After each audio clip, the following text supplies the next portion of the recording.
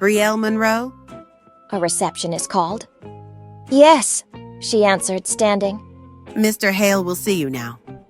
She followed the woman down the corridor, heart racing. At least she wouldn't be in front of a crowd. Just one-on-one with her new boss. That was manageable. Until the office door opened, and her world stopped. There he was. Logan. Tanned skin, sharp jaw, ocean eyes. Wearing a three-piece suit this time. But the mouth? The mouth that had driven her insane 2 nights ago? Still dangerous. Their eyes locked. His brows furrowed.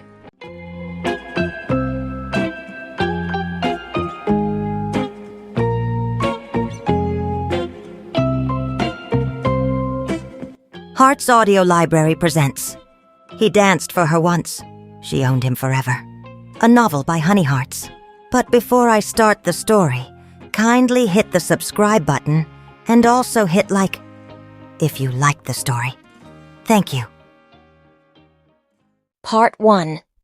It was supposed to be a night of laughter and pink cocktails. Not existential dread. But there Brielle Monroe was, 25, beautiful, single, and slouched on a velvet couch in a posh hotel suite, pretending to enjoy her best friend Riley's bachelorette party. With flashing lights, screaming girlfriends, and penis-shaped straws galore. The celebration was exactly what it should be. Fun, wild, and free. Except Brielle wasn't feeling any of it. She knocked back her 4th tequila shot and let it burn down her throat like the anger in her chest. The walls around her pulsed with music, but her thoughts were far louder. Her dad, the gambling, the debt, the deal, the sickening deal. The thought made her fingers curl around her glass tighter. She took another swig. Yoo-hoo, Brielle. Riley squealed, grabbing her wrist. The entertainment is here! The room erupted in squeals and wolf whistles as a man stepped into the suite. Tall, sculpted, and wearing nothing but a black pair of tight briefs, and a smirk that didn't quite reach his eyes. He had the body of a god, and the expression of a tax accountant, forced to moonlight as a stripper. Riley and Harper squealed in delight, but Harper had a plan. Wait, he shouldn't dance for me or Riley, she declared. Brielle's the only single one left. Before Brielle could protest, they shoved her forward. The man's smirk flattened. Their eyes met. Electric. Tense. A current zipped between them. Sharp. Raw. Defiant. Then he started to move. The music thumped. The room faded, and his hips began to grind in slow, deliberate circles. But it wasn't sexy. It was mechanical. Forced. Like he was mentally somewhere else entirely. He looked bored. Brielle blinked. Is this a joke? This guy was hot, sure. Jawline carved from marble, body like he'd been sculpted in sin. But he had the enthusiasm of a corpse. His touchless dance was painfully awkward. Oh, come on, she snapped. The room quieted slightly. The man's brows arched. You're gorgeous, I'll give you that, she said, voice sharp. But you're dull as hell. I've seen more energy from my dentist. A few of the girls gasped, unsure whether to laugh or die of secondhand embarrassment. Brielle stood, pulled a handful of bills from her clutch and threw them in his face. Dance like you mean it! Or are you just here to look pretty and collect tips? His jaw flexed. A flicker of something dark flashed in his eyes. Anger, challenge, pride. He took one step forward, then another. And then, without warning, he grabbed her wrist, pulled her toward him, and kissed her. Not just a kiss, a claim. His lips devoured hers, hot and hard and unforgiving, and she gasped as her body betrayed her, melting right into the heat of him. His mouth moved like a man possessed, tongue stroking hers with maddening skill, and she forgot how to breathe. The room blurred, the cheers faded. There was only him. And when he pulled back, his voice was low, gravel and sin. Still boring? Her lips were swollen. Her chest heaved. Her knees were weak. She didn't answer. Part 2. The kiss had stunned her, sure. But it wasn't just the kiss. It was the fact that it felt like he knew her. Like his lips had been meant to touch hers all along. Like the universe had carefully twisted fate just to line up this filthy, unexpected collision. Brielle stared at him, dazed. Her mouth tingled. Her thighs clenched. And then, without another word, he walked off the makeshift stage, jaw tense, leaving a room full of gaping women in his wake. The rest of the night blurred into a haze of tequila, fake laughs, and her own spiraling thoughts. Brielle kept drinking. Not to celebrate, but to forget. To forget what she heard before the party. Her father's voice echoing through the hallway. Just one way out of this, Des. I made the call. He agreed. If Brielle marries his son... She had staggered away from the eavesdropping like she'd been shot in the gut. He's trading me. Like property. Like nothing. And now here she was, drunk, humiliated, and incredibly turned on by a man she had insulted, who kissed like sin and disappeared like a dream. The next thing Brielle remembered was stumbling into a dark hallway in the hotel, her heels clutched in her hand, and the room spinning. A door opened. He was there. Standing shirtless in a hotel room doorway, towel slung low on his hips, skin still glistening from a shower. His dark eyes widened in slow disbelief. You? You! Ha ha!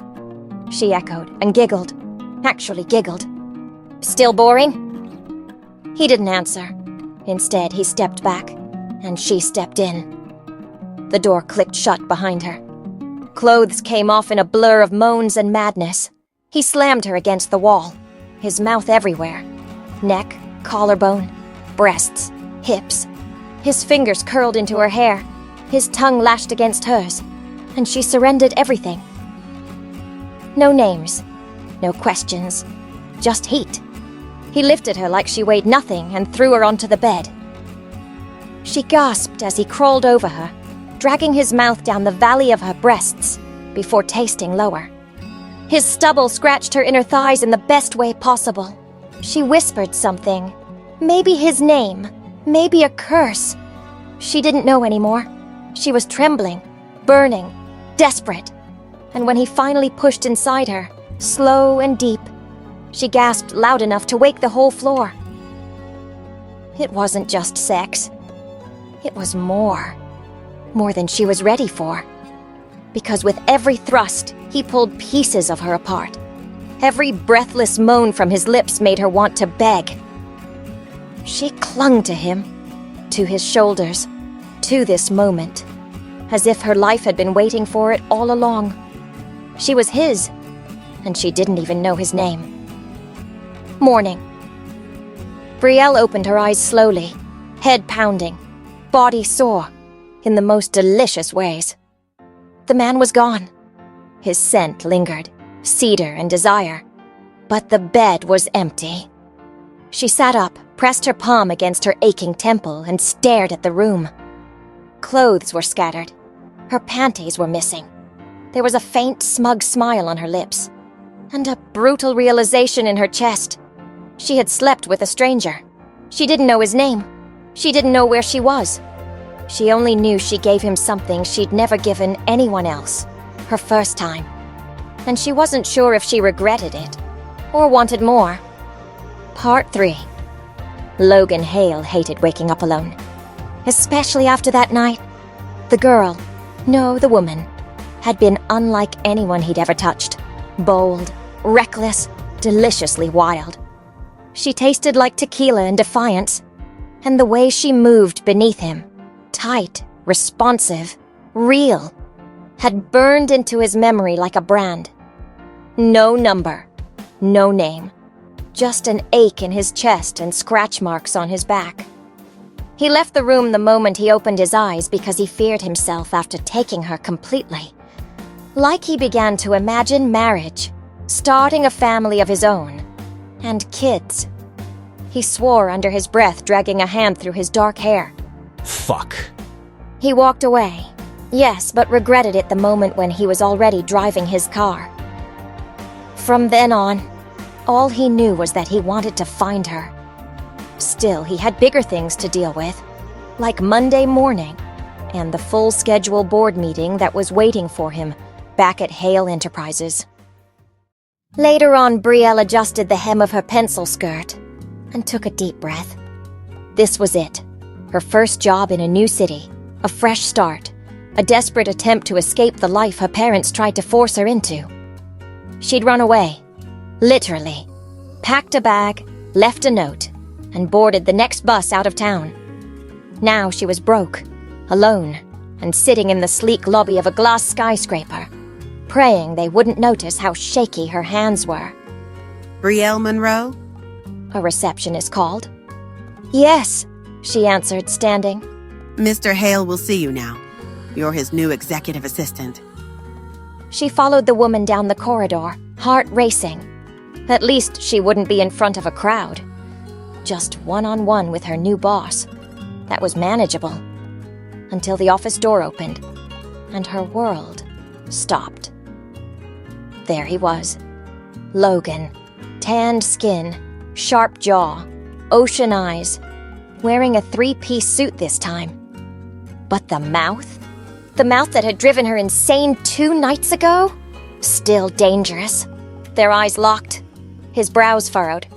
No fucking way. He muttered. Her lips parted. You've got to be kidding me, she whispered. The receptionist blinked between them. Is there a problem? Neither of them answered. The door closed behind them. Silence. Then Logan slowly stood from his desk, every inch of power and control. You're the girl from the party. And you're the dancer who kissed me like the world was ending, Brielle snapped back. His eyes dropped to her mouth. It was ending, at least for my self-control. She flushed. This is ridiculous.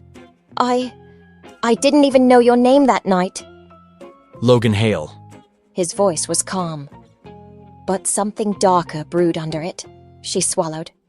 And I'm your assistant? Apparently. I can quit, she blurted, turning. Don't! The word cracked through the air like a command. She froze.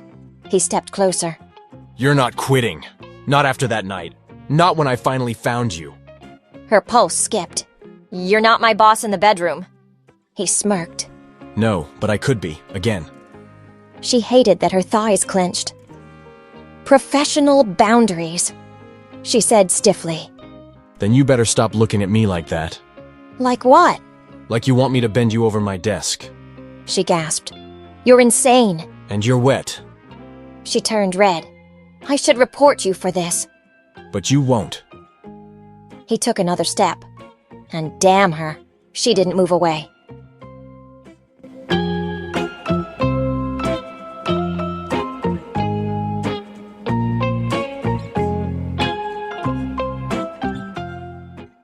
Part 4. For the next few weeks, Brielle Monroe lived in a dangerous limbo. By day, she was Logan Hale's executive assistant. Sharp, composed, annoyingly professional. She scheduled meetings, filtered calls, and pretended not to notice the heat simmering beneath every shared glance. By night, she lay in her apartment, wide awake, legs tangled in sheets, haunted by the memory of his mouth on her body. She hated that he was her boss, hated more that her body still responded to him like he was her damn addiction. And Logan? He made it worse. He never touched her, never crossed the line. But his eyes did. They stripped her bare every time they locked with hers across his office. She caught him watching the way her skirt clung to her thighs when she bent over to hand him papers. She noticed the way he leaned too close during meetings, his breath warm against her ear when he whispered instructions. He played with the tension like a violinist, gentle, but deadly. One Friday afternoon, it snapped. Where's the Macmillan file? Logan asked, loosening his tie while pacing his office. Brielle stood, exasperated. Right where I told you it was, in your inbox, second folder from the top. He turned toward her, eyes sharp. Then why wasn't it highlighted?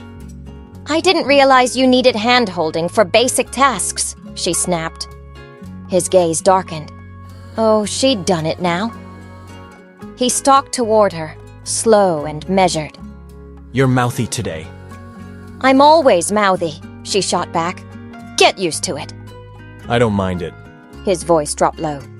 Especially when that mouth's on my... Don't finish that sentence. He didn't.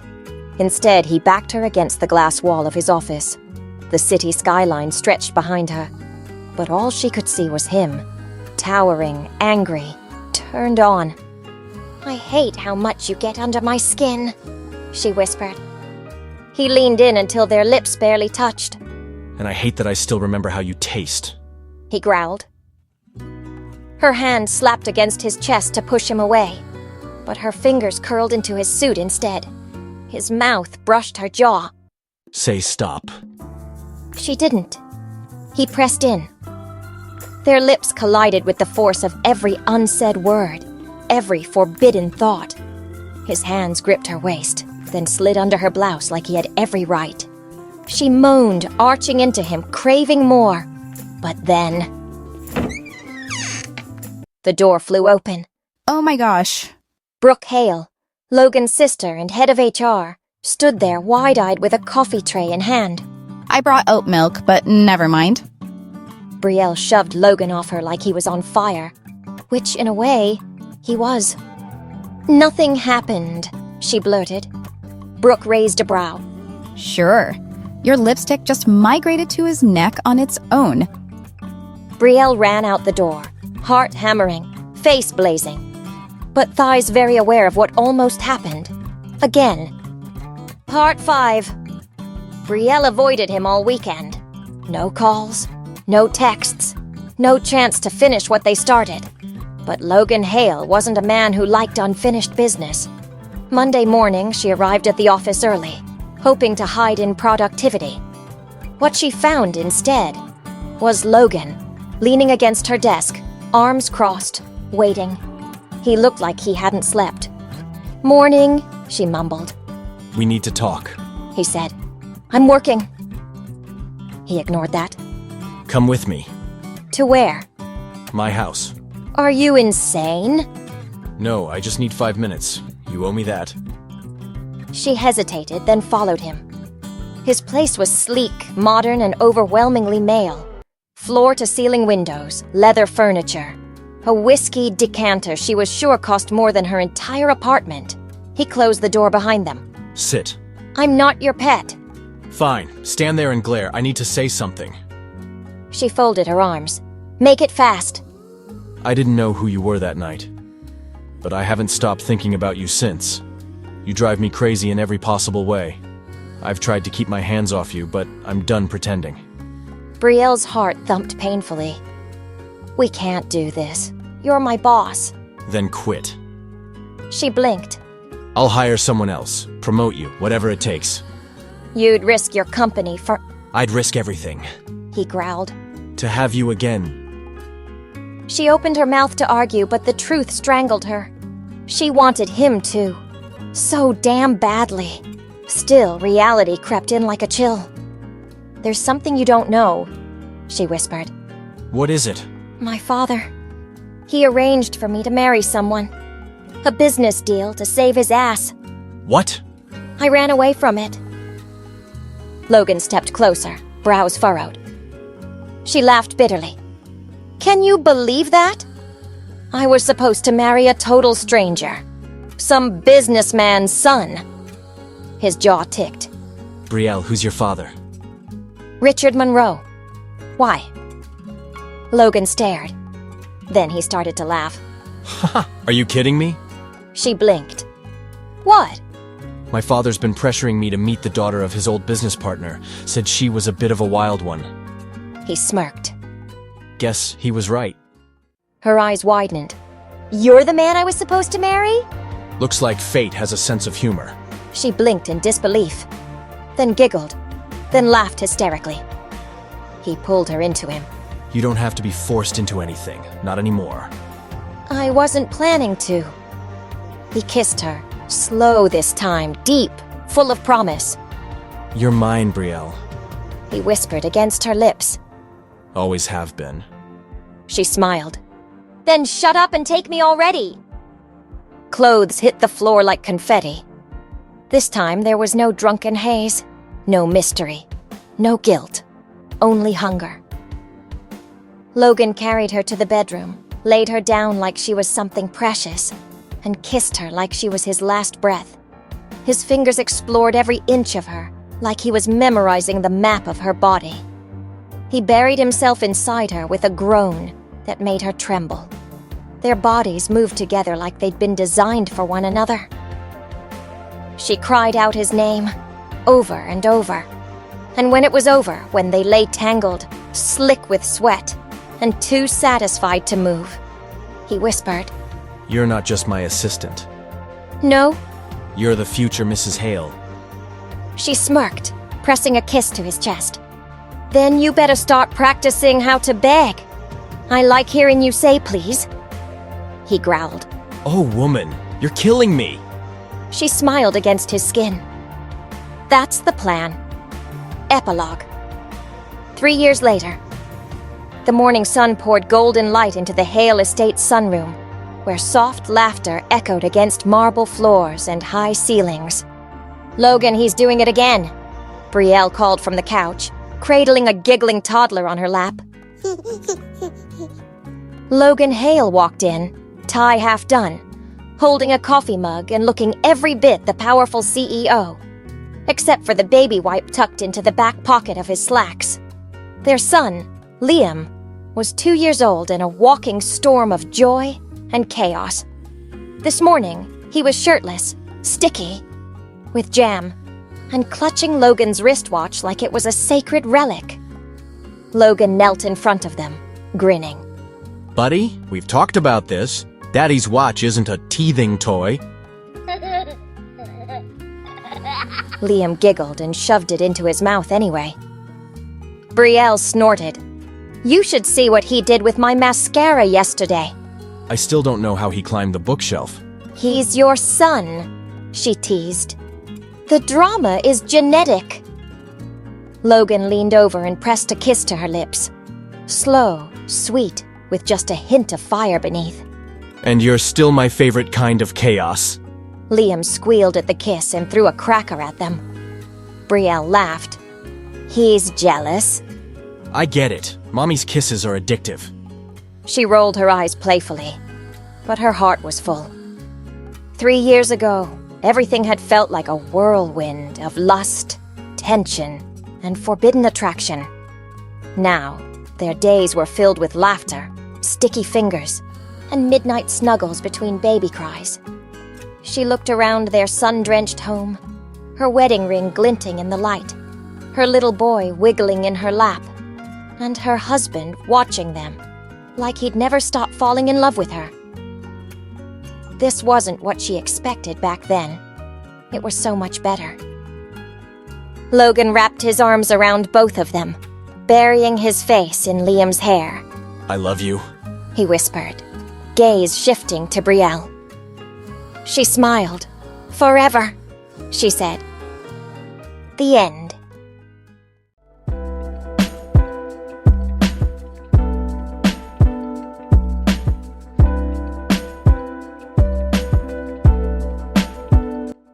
Thanks for listening. And again, please don't forget to hit the subscribe button and hit like if you liked the story. See you in my next audio story. More power.